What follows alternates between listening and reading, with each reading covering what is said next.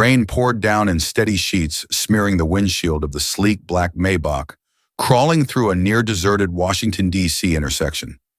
Graham Whitaker had one eye on the road and the other on the dashboard clock, which screamed at him that he was already 12 minutes late for a board meeting that could determine the future of a $700 million contract, the kind of meeting no billionaire ever missed. His fingers hovered above the steering wheel controls to dictate a voice message to his assistant until he saw her. She stood at the edge of the bus stop like a statue drenched to the bone yet utterly composed. Her military uniform clung to her like second-skin rainwater trailing from the edges of the sharply pressed collar. The metals pinned to her chest caught the faint glow of the streetlight behind her, gleaming defiantly through the storm. Her chin was high, her shoulders squared. No umbrella, no suitcase. Just her standing motionless in the downpour, as if she had nowhere to go, but still refused to fold. Graham's foot moved to the brake almost involuntarily. The car rolled to a stop beside her. He tapped a button and the passenger window slid down with a smooth mechanical hiss. "You planning to stand there until hypothermia takes you?" His voice cut through the sound of rain like a razor through cloth. The woman turned her head slowly. Her eyes met his eyes that had clearly seen too much and trusted too little. "I'm fine, sir," she said, tone calm, practice dismissive. "No, you're not," he replied, unlocking the door with a click. "Get in. That's not a request." There was a flicker of hesitation, maybe even defiance. But then after a long beat, she moved. She opened the door that slid into the leather seat and shut the storm out behind her. Her uniform soaked the seat instantly, but she didn't seem to care. She sat upright, hands on her knees, spine stiff. "Graham Whitaker," he said, glancing at her as he pulled away from the curb. "Sergeant Naomi Reed," she replied, shaking his hand with a grip that didn't tremble. "Where are we headed, Sergeant?" "Anywhere dry," she said quietly. "My place, then." She didn't object, but she did narrow her eyes slightly, reading him the way only a soldier could read someone looking for danger calculation weakness. Graham watched her through the rearview mirror. She was scanning every street corner, every vehicle that passed every shadow. "You look like someone who's had a day," he said after a moment. Naomi exhaled through her nose. "If you only knew." The car continued in silence for several long blocks. The storm didn't ease. If anything, it grew more violent. Lightning forked above them, casting her metals in momentary flashes of silver. Graham didn't press for more. Not yet. But something in her posture, her stillness, confirmed what he already suspected: she was running from something no civilian could ever understand. They arrived at his home, a towering white mansion, nestled behind iron gates and trimmed hedges. The kind of place meant to scream status and whisper fear. Naomi's eyes swept over the grounds as they drove in. Security cameras on every corner, shatterproof windows, motion-triggered lights. "Welcome to the fortress," Graham said as they pulled into the garage. "Nice place," Naomi said, "but you don't live like a man who sleeps well at night." He smiled faintly. "I don't." As they walked toward the front door, she asked, "Why did you stop for me?" He paused, the door half open. "Because I've seen that look before. The look of someone betrayed by the very institution they swore to protect." Naomi blinked, her guard momentarily disrupted, but she said nothing as she stepped inside. In the living room, she stood motionless again this time, examining every angle of the space exit routes, blind spots, lines of sight. Automatic behavior, not paranoia training. Graham recognized it instantly. He'd seen it in his wife before. "Someone once told me," he said, watching her, "that the battle doesn't end when the uniform comes off. Sometimes it just changes locations." Naomi turned to face him. Her eyes were tired, hollowed out by months, maybe years of disappointment. "You got coffee?" she asked, tone flat. "Yeah," Graham said with a nod. "And a couch that doesn't ask questions." But Naomi didn't sit yet. Instead, she glanced around the room one more time as if waiting for an ambush that never came. Then quietly she said, "You really don't know what you just brought into your house, Mr. Whitaker." Graham didn't flinch. "No, but I know exactly who I just invited into my war." And for the first time since she got in the car, Naomi Reed's eyes softened, just a fraction. Not enough to call it trust, but enough to call it the beginning of something dangerous and necessary. She didn't sleep that night, not really. Naomi lay on the guest room bed, staring up at the ceiling as the storm outside ebbed into an uneasy calm. The silence of the house was unfamiliar, almost unsettling. Too still, too safe. Safety, she'd learned, always came with conditions. By morning, the clouds had thinned, but her thoughts hadn't. She walked down the hallway toward the kitchen, the scent of strong black coffee already in the air. Graham stood at the counter, sleeves rolled, pouring 2 cups. He handed one to her without a word, as if they'd done this 100 times before. "You look like someone who still hasn't decided if I'm your enemy or your ally," he said gently. Naomi took a long sip. "I'm not in the habit of confusing comfort with trust." Graham nodded. "Good. Neither am I." They sat in the kitchen nook, sunlight filtering through bulletproof glass. Naomi stared into her mug, then set it down. Her voice was low. 3 months ago, I was leading a medic unit in Kandahar. We were low on supplies again. I started asking questions. It didn't take long to find out why. Graham didn't interrupt. He just waited. My commanding officer, Colonel Victor Slade, was rerouting medical shipments. The stuff meant for Afghan civilians and our own wounded. He was selling it off to private buyers, pocketing the money through shell accounts. Her fingers clenched around the cup. I had soldiers dying because they didn't have tourniquets or antibiotics. Meanwhile, Slade was building a second home in the Blue Ridge Mountains. Graham's jaw flexed. "You reported him," Naomi scoffed. "Through official channels. Got told to mind my station. 2 weeks later, 3 of my guys bled out during an op we should have had the gear for. I collected everything: paper trails, voice recordings, even photos of the shipments being loaded onto black trucks. Sent it to the Pentagon myself." Graham leaned forward. "And they buried you instead. They called me insubordinate, said I was unstable, fabricated a record of past disciplinary issues that never existed. In 72 hours, I went from decorated NCO to dishonorably discharged. My benefits were frozen. My security clearance revoked. My record flagged. I was labeled a liar, a threat, and quietly escorted off base." Her voice didn't break, but her eyes did, just for a second. That small shimmer of a person who had held it together far too long. Graham looked at her for a moment, then stood and crossed the room. He opened a drawer, pulled out a framed photo, and handed it to her. A woman in Air Force blues smiled from the frame. Bright eyes, service medals, pride in her stance. "Jordan," Graham said. "My wife." Naomi blinked. "She served 10 years. Intelligence." His voice hardened slightly. "She reported her CO for selling flight plans to hostile groups. They painted her as a traitor. She was found dead a week later. Suicide, they said. The day before she called me, said she had enough evidence to go public, that she was scared but ready." Naomi looked back at the photo, then up at Graham. "So this isn't charity?" "No," he said quietly. "It's strategy." They stood in silence for a moment, the air between them thick with something heavier than grief, shared fury. Naomi finally asked, "Why me?" "Because Slade didn't just ruin your career. He played a part in killing my wife." Graham met her eyes. "And because I've spent the last 5 years building a way to fight back. What I needed was a spark to set it off. And Sergeant Reed, you're that spark." She didn't respond right away, just reached into her pocket and pulled out a USB drive, sliding it across the table. The originals are on a secure cloud. 5 mirrors, 5 passwords. "I don't trust easily, but I didn't come this far just to watch the bastard win." Graham smiled, not warmly, but with the cold clarity of purpose. "Good.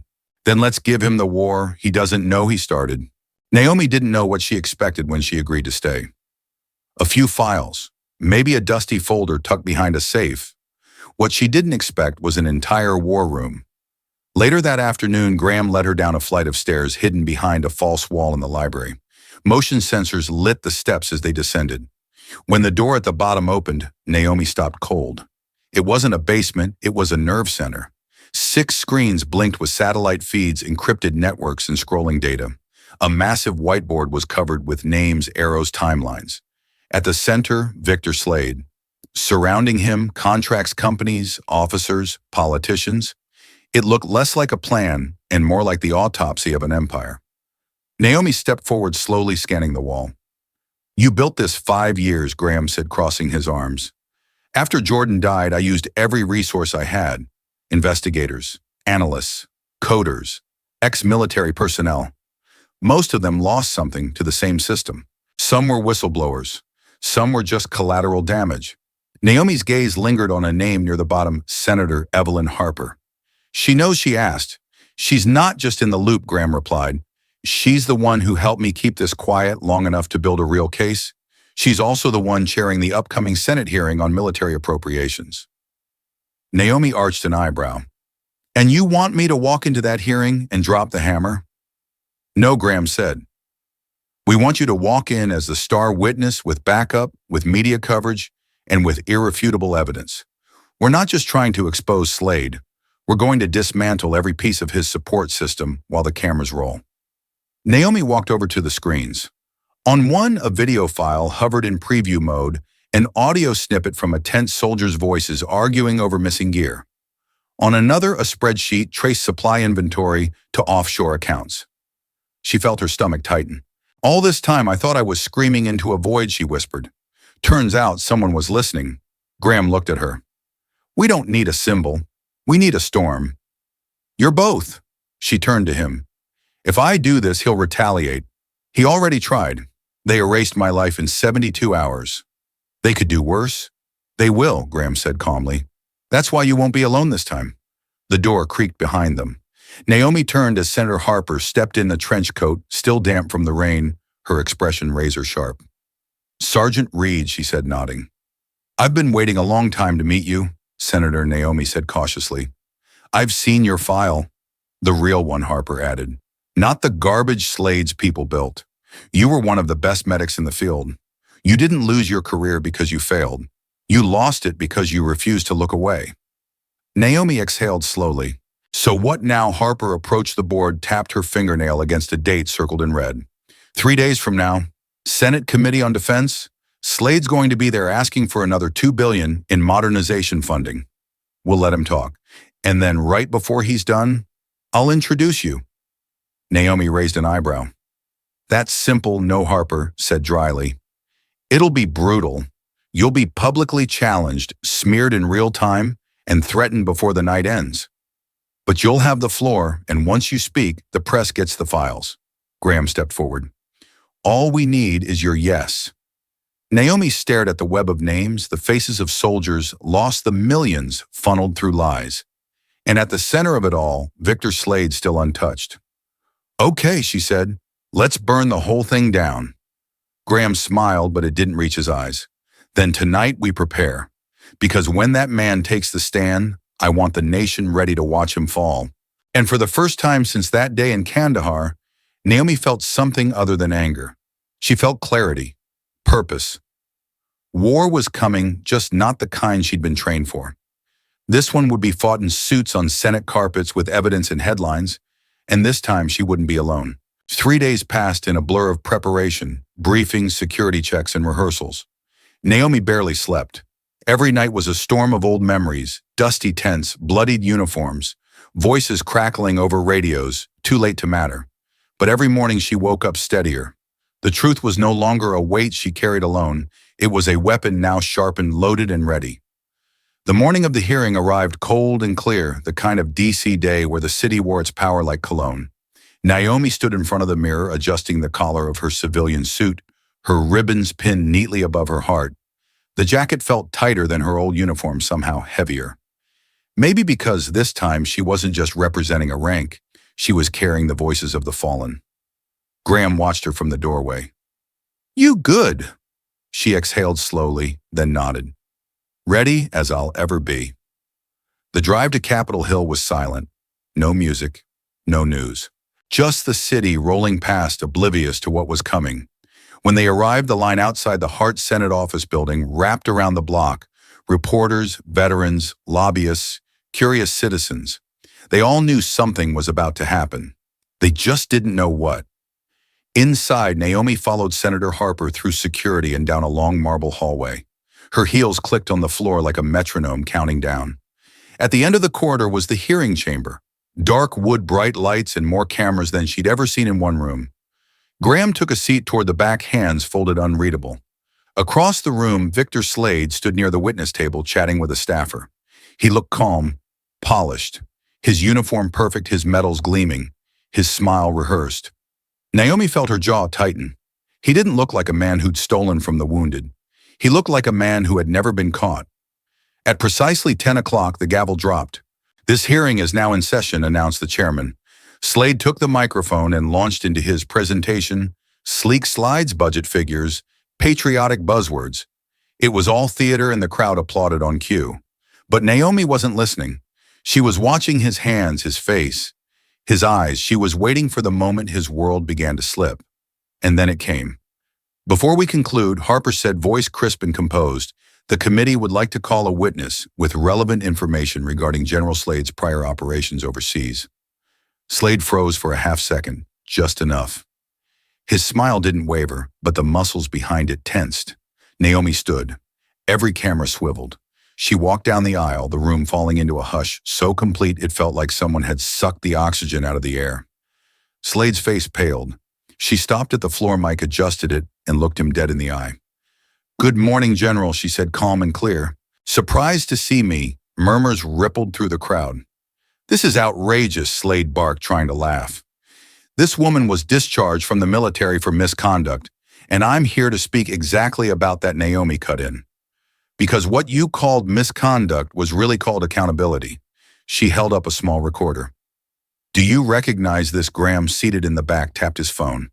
At that moment, dozens of reporters' inboxes filled with copies of Naomi's files, audio, photos, documents. The playback began. Slade's voice echoed through the chamber. "Send the meds to the secondary buyer. Transfer my cut to the Cayman account. Use the trucks marked for civilian aid." Gasps, shouts. Journalists scrambled. "That's fake," Slade roared. "A deep fake," Harper stood. "Interesting, because we also have security footage of those trucks and satellite logs confirming the transfers." Screens lit up around the chamber, Slade overseeing shipments, spreadsheets with account transfers. Graham stepped forward, now slow and steady. "Graham Whitaker," he said, addressing the senators, "CEO of Whitaker Defense Systems. Our encrypted communications network automatically archives all transmissions. General Slade has been using our system for years." Slade blinked, the realization finally hitting. The tech he used to hide had turned on him. "This is treason," Naomi said, her voice now steady, strong. "And 3 soldiers are dead because of it." Slade made one last desperate lunge for control. "You don't know the truth about her?" But Naomi didn't flinch. "General, thank you for bringing that up, because I also brought this." She tapped the screen. The unaltered mission report played, showing how she had saved 16 civilians, not harmed them. A final recording played, Slade ordering destroy her file. Make her look like the problem. The room collapsed into uproar. Slade didn't speak again. He didn't look at anyone. He just sat, deflating slowly under the weight of truth. And Naomi, she stood tall, steady, and for the first time in months, free. In the hours that followed, the headlines exploded. General exposed in live Senate bombshell. Whistleblower sergeant brings down military giant. Corruption, death, and a secret recorder. The fall of Victor Slade. Naomi watched it all unfold from the quiet of Graham's study, the glow of cable news flickering across the glass walls. She should have felt victorious. She should have felt relief. But instead, her phone vibrated for the 6th time that morning. Another anonymous message. No words, just a link to a forum post, filled with lies about her record. The system wasn't done fighting. By the next morning, her bank account was frozen under routine audit review. Her rental apartment in Arlington leased to someone else overnight. 3 former colleagues, once loyal, had blocked her number. Online, a flood of trolls questioned her integrity, her service, even her sanity. Someone had dug up an old photo from her time in uniform, miscaptioned it, and turned it into a meme. Graham looked over her shoulder at the screen. "Slade might be cuffed," he muttered, "but his reach isn't gone yet. What we're seeing now is his firewall kicking in. Media manipulation, bureaucratic sabotage, the same playbook they used on Jordan." Naomi closed the laptop. "I didn't think it would hit back this fast." "It always does," Graham said. "The more accurate your truth, the faster they try to poison it." Senator Harper called that afternoon with a warning. "You need to stay visible, Sergeant. Silence is their weapon. They want to isolate you, erase your credibility, bury you under paperwork and noise." Naomi sat in the kitchen with Lila that evening, helping her with a history project about Harriet Tubman. Lila looked up mid-sentence and said out of nowhere, "People are scared of women who don't back down. That's what Dad says." Naomi smiled faintly. "He's not wrong." Lila reached across the table, slid over a cup of hot chocolate with tiny marshmallows floating on top. "This is for being brave." Then she leaned closer, whispered, "You're the first real soldier I've ever met." Naomi swallowed hard. She hadn't cried through the investigation, the hearing, or the press frenzy, but those quiet, matter-of-fact words from a 12-year-old nearly undid her. The next morning, Naomi walked into a local news station.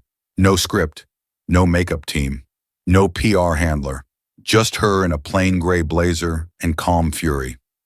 "I want to address the misinformation being spread about my service," she began, her voice steady as steel.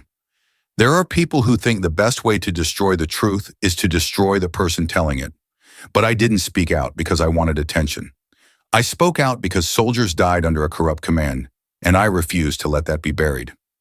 She recounted the facts, not for sympathy, not for show, but because silence had once cost her everything, and she wasn't about to pay that price twice. When the interview aired that night, it went viral, not because it was flashy, but because it was real. No spin, no theatrics, just a soldier refusing to lie even when it would have been easier. Graham stood beside her afterward, watching the footage replay. "You didn't just survive their smear campaign," he said. "You dismantled it in under 4 minutes." Naomi didn't reply, but for the first time since Slade had turned her life inside out, she breathed without the weight on her chest. That night, as she closed her eyes, another message came through. This time from a name she recognized, a former Army captain she hadn't spoken to in years. "Watched you today. Just filed my own report. I thought I was alone. You reminded me I'm not." Naomi set the phone down gently. They tried to shut her down, tried to silence her, but the truth had already found its voice, and it wasn't going quiet again. By the end of that week, Naomi was no longer just a whistleblower. She'd become a symbol, unwanted maybe, but undeniable. Her inbox flooded with messages from veterans, active duty soldiers, even civilians. Some were angry, some grateful, some terrified. But all of them had one thing in common: they'd been watching. And now so was the Pentagon. One morning, Graham handed her a letter that had arrived by courier. Naomi turned it over in her hands before carefully tearing the seal. Inside was a formal summons to appear at the Department of Defense headquarters, this time not as an accused, as a guest.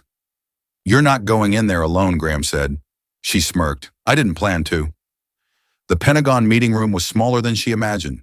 No cameras, no senators, just a half-dozen high-ranking officers, a few advisors, and one sharply dressed official from the Inspector General's office. At the center sat a general she'd never met before, gray-haired eyes like ice, and a voice low with command. "Sergeant Reed," he said, nodding. "Or should I say, Director Reed," she blinked. "Excuse me." The general slid a folder across the table. Inside was a signed directive, appointment to lead the Office of Military Integrity and Oversight, a brand new division born from the fallout of the Slade hearings. "You're being offered command," he continued. "You'll have authority to investigate internal corruption complaints, whistleblower cases, and abuses of power across all branches. Independent access, reporting directly to Senate oversight." Naomi's fingers hovered over the paper. She barely whispered, "You're serious as a heart attack," the general said. This came from the top, from the secretary, and he paused, glancing toward the civilian advisor after a lot of pressure from Senator Harper and someone named Graham Whitaker. Naomi looked down at the ink on the page, suddenly overwhelmed by the irony. Slade had tried to end her career. Instead, he'd accidentally paved the way for her to rebuild the one thing he'd spent decades corrupting. When she returned to the house that evening, Lila met her at the door, arms crossed, like a miniature executive. "So did they apologize? Did they cry?" Naomi laughed for the first time in days. No tears, but they did hand me a pretty decent job offer. Graham walked in from the kitchen holding 2 glasses of champagne. "Then let's toast to the woman who just became the Pentagon's worst nightmare." They raised their glasses, but Naomi paused before sipping. "It's not just about what I'm doing," she said. "It's about what comes next. We can't let this be a headline that fades in a week. We have to change how the system works. And she meant it. In the months that followed, Naomi built her division from scratch. She handpicked her team, diverse, experienced, and just as uncompromising as she was. Within the first 90 days, they reopened 11 whistleblower cases, filed 5 criminal referrals, and protected 3 soldiers from retaliation. But it wasn't just the work. It was the ripple effect. A young Marine wrote her saying he no longer feared coming forward. A female Air Force officer shared that Naomi's story had saved her from resigning. And then there was the quiet visit one afternoon, a woman in civilian clothes who introduced herself simply as Jordan Whitaker's sister. She didn't stay long. Just handed Naomi a letter Jordan had written before her death. It read, "If this ever reaches someone who still believes in integrity, don't let them win by silence. Don't become one of them by staying safe." Naomi folded the letter carefully, placed it in the top drawer of her new desk, and locked it. Later that night, Graham found her standing in front of the glass wall of her office, staring at the Capitol dome in the distance. "You're thinking," he said. "I'm remembering," she replied. "The moment I thought it was all over. Now. Look." He stood beside her. "They tried to erase you. Now you've become a part of what rewrites the rules." Naomi nodded slowly. "And I'm just getting started." 6 months later, the Office of Military Integrity had a waiting list. Not for jobs, for cases, for names, for soldiers, sailors, airmen, and Marines who had finally found a place to speak without fear of being buried for it. Naomi watched the numbers roll in week after week. 23 confirmed investigations launched, 7 commanding officers removed from posts, 3 bases restructured entirely based on her team's findings. She sat by the window of her new office, sunlight pooling on her desk, the Capitol dome still visible in the distance. She never decorated much, just clean lines, mission files, a framed photo of her old medic unit, and tucked inside the drawer where no one would see Jordan Whitaker's last letter, the reminder of why all this mattered. Across the room, Graham entered carrying 2 coffees. "They're calling it the Reed Reform now," he said, handing her a cup. "Even the Senate Defense Committee can't stop saying your name." Naomi raised an eyebrow. "Makes me a little uncomfortable, honestly." He grinned. "That's probably why it works." Then came the call she'd been waiting for. Senator Harper's voice, clear and triumphant, on the line. The whistleblower protection bill just passed. Unanimously. Naomi closed her eyes and let the moment sink in. That means automatic legal protection. No more blacklists, no more silent purges, no more second exiles, Harper agreed. As she hung up, Naomi looked down at the growing pile of handwritten letters on her desk. Not emails, letters. Folded papers from young recruits, veterans, even military families. One said simply, "Because of you, I stayed in uniform." That evening, she joined Graham and Lila for dinner at home. It was quiet, familiar, the kind of quiet that used to feel foreign to her, but had since become something like peace. Lila, now 13 and full of opinions, set down her fork mid-meal and asked the question Naomi hadn't seen coming. "Do you regret it?" she said softly. "Reporting him.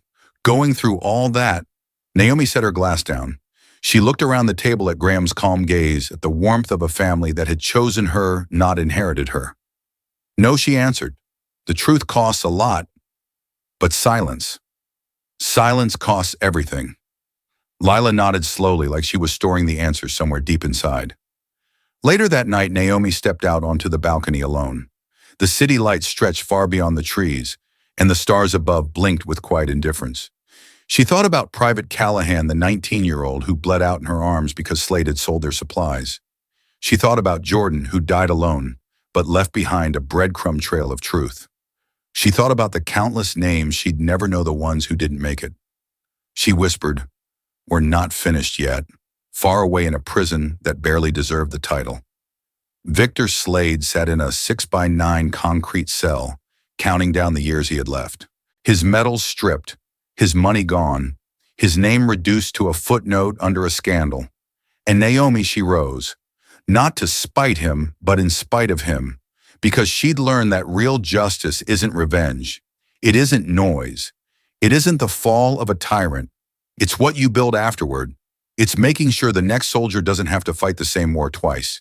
It's writing the new rules so no one has to be brave just to be honest. And somewhere deep inside her, the part that had once shattered at a bus stop in the rain had become something else entirely. Not healed, not perfect, but whole.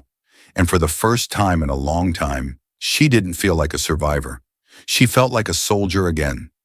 If this story moved you or reminded you that truth always has a way of finding light, don't forget to subscribe, like, or share it with someone who needs a little courage today. Thank you for watching and for believing that integrity still matters.